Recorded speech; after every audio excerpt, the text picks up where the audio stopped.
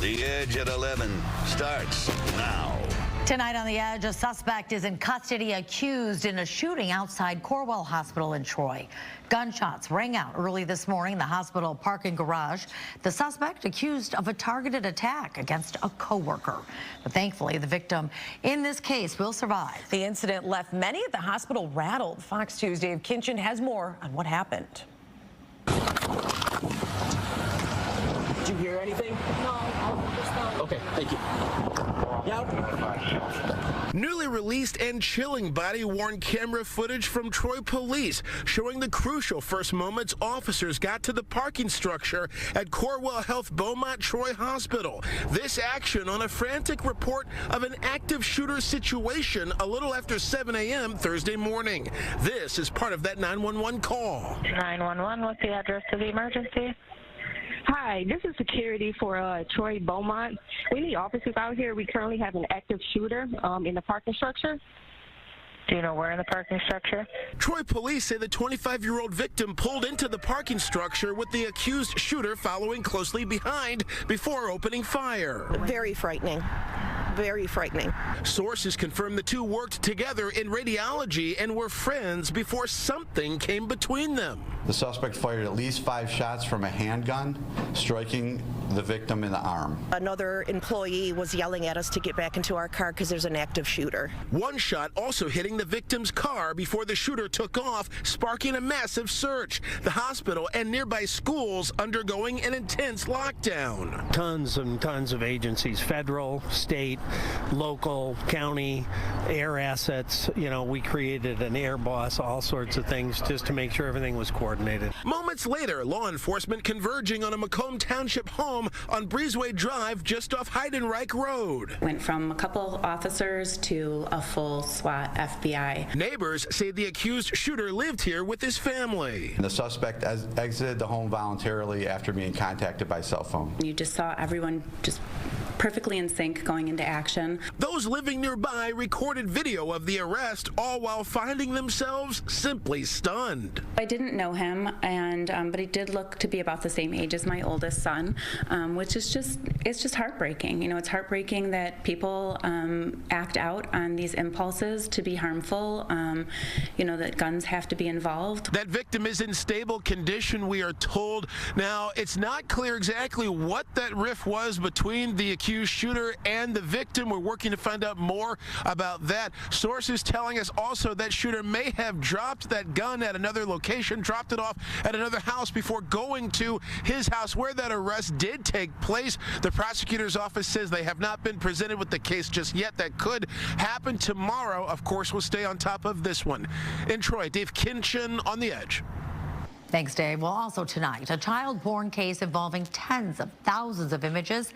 Now the man accused of stockpiling them in his house faces a judge. The IT specialist, described by neighbors as a shut-in, facing as many as 45 years behind bars if he's convicted. Benjamin Guy Weeks.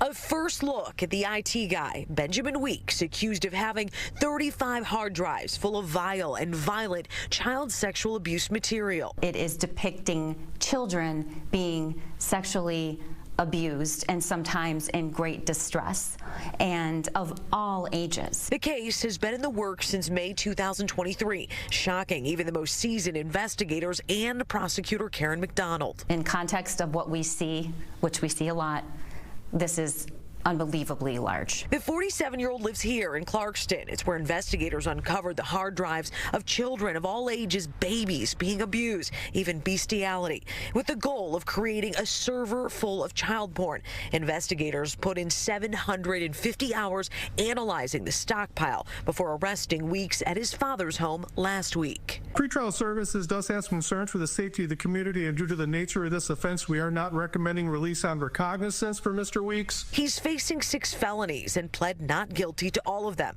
before the judge decided on bond in court Thursday. Weeks' defense attorney weighed in. It's not just that he doesn't have any violent criminal history. He doesn't have any criminal history at all. My understanding is the only thing on his record is a traffic accident from 5+ years ago. Ultimately, the judge giving Weeks a $100,000 cash bond, no 10%. This is not just a victimless hobby. It involves real kids who have been sexually abused in terrible, awful ways, and then those images remain in perpetuity.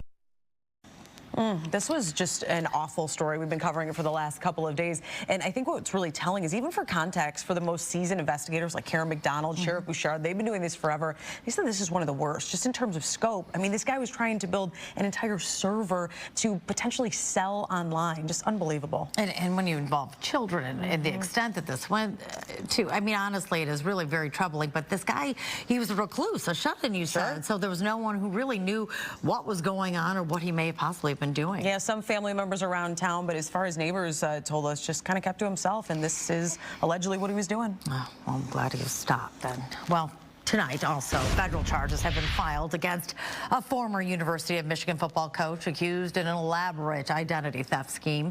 Matthew Weiss, a former co-offensive coordinator, is facing a 24-count indictment, alleging he hacked into computers at more than 100 universities to steal the identities of thousands of student athletes and alumni.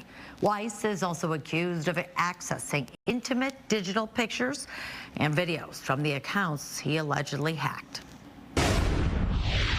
A Clarkson man is accused of dropping off a dirty note on a vehicle intended for a minor to pick up. Thomas Hensler is now facing 3 felonies. Auburn Hills police say he left a sexually explicit note on the car in the parking of a Target store on Tuesday. The note had his phone number, and an officer texted him. That's when they found out Hensler was still in the parking lot and arrested him. Police also believe he had meth in his car. Detroit Animal Care and Control is warning pet owners about a new scam. The shelter says scammers are impersonating them. Detroit Animal Control, how may I help you? Hi, I received a call yesterday that my pet was with you guys, and I'm trying to see if he is still with you guys. A lot of scamming going on, so. It's an unfortunate situation. Bad actors are preying on desperate pet owners, claiming their lost pet was found injured and needs emergency surgery. They often demand owners to pay through gift cards or Apple Pay, so there's a warning right there. If you experience this, please call police. A big change from yesterday. It was cold and windy, and we thought maybe spring was here, but nope. I mean, technically it's here, Rich Luderman, but it doesn't really feel like it. That's right. Yesterday it felt spring-like, but today we officially welcomed spring around 5 a.m., but it was brisk and chilly. We saw some rain and some snow showers.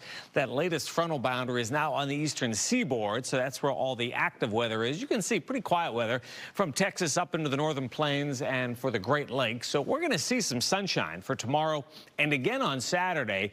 It's just going to be on the chilly side. Right now, pretty quiet around Lansing, up into the Thumb region, Grand Rapids, Cadillac, Traverse City. How about some live pictures from Honolulu, Hawaii? Boy, that looks nice. The Pacific Ocean there. 83 degrees in Honolulu right now. We'll take it. For us, temperatures are down a good 25 to 30 degrees from this time yesterday, so it is noticeably cooler out there. Check the numbers at the airport, 57 on the high side. That was very early this morning. Our current reading, 33 degrees. Here are your averages, and then the records, 82 and a -2. 31 in Howe, 29 in Lansing. It's chilly up around Flint at 30 degrees, 34 Windsor, 36 to our south in Monroe. Thankfully, the wind speeds have diminished. It was gusty this afternoon from the north and west. The direction continues, but the speeds have come down.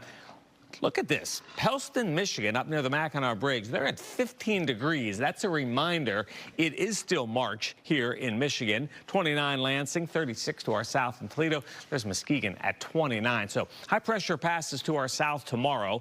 Sun and clouds for Friday. A breeze will pick up. Then here comes our next frontal boundary early Saturday morning. Could be a sprinkle, but it is a chilly forecast. And if you're looking for some more wet weather, that'll be Sunday afternoon and Sunday evening. This map shows that through the rest of the month, it is going to be cooler than average. This comes from the feds at the Climate Prediction Center. For us tonight, down to 28. It's going to be dry tonight and tomorrow, back to 53 for your Friday. Right there's the full 7-day.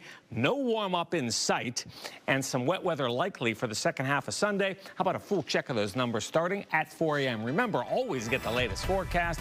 Check it out, the Fox 2 Weather app. You can download it for free right now or anytime in the App Store or in Google Play.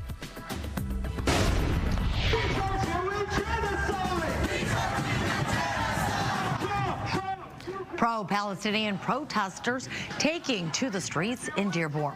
The group gathered at Ford Field Park before marching down Michigan Avenue. They're calling on the U.S. to stop sending money to Israel after recent Israeli attacks on Hamas. Both Israel and Hamas blaming each other for breaking the rules of their 2-month ceasefire.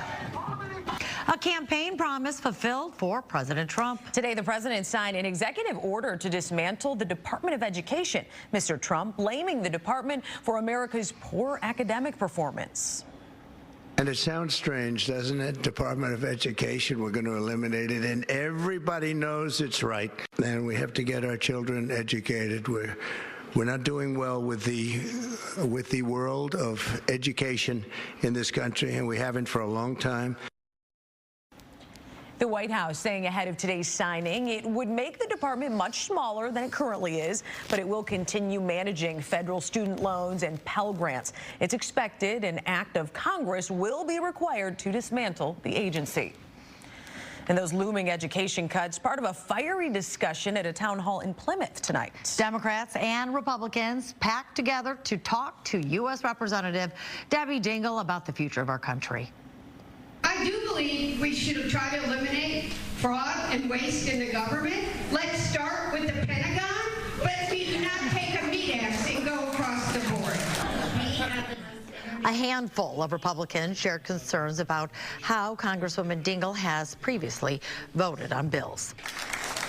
We represent people, and there, as you can tell by the number of strong comments and the number of people that are here, people have strong feelings, and they want to know their elected representatives are listening to them and fighting for them.